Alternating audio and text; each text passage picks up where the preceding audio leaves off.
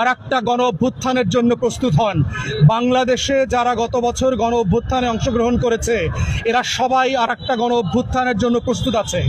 দিল্লির গোলামি মেনে নেওয়া হবে না। দেশের চলমান রাজনৈতিক পরিস্থিতি নিয়ে কড়া বক্তব্য দিয়েছেন এবি পার্টির সাধারণ সম্পাদক ব্যারিস্টার আসাদুজ্জামান ফুয়াদ। তিনি নেতাকর্মীদের প্রয়োজনে আরেকটি গণ অভ্যুত্থানের জন্য প্রস্তুত থাকার আহ্বান জানিয়েছেন।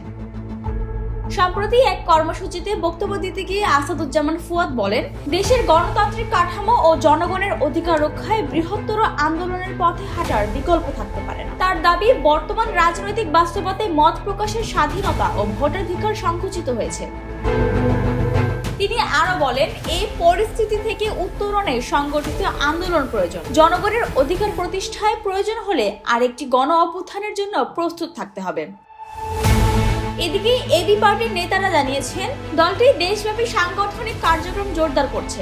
বিভিন্ন ইস্যুতে আন্দোলন কর্মসূচি ঘোষণা করা হবে বলেও জানান তারা। তবে কর্মসূচি শান্তিপূর্ণ ও গণতান্ত্রিক উপায়ে পালনের উপর গুরুত্ব দেওয়ার কথাও উল্লেখ করেন তারা।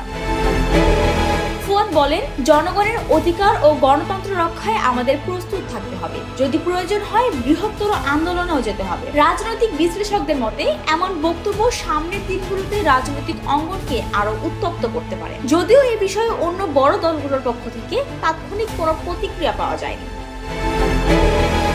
Desk report, Bangladesh bulletin.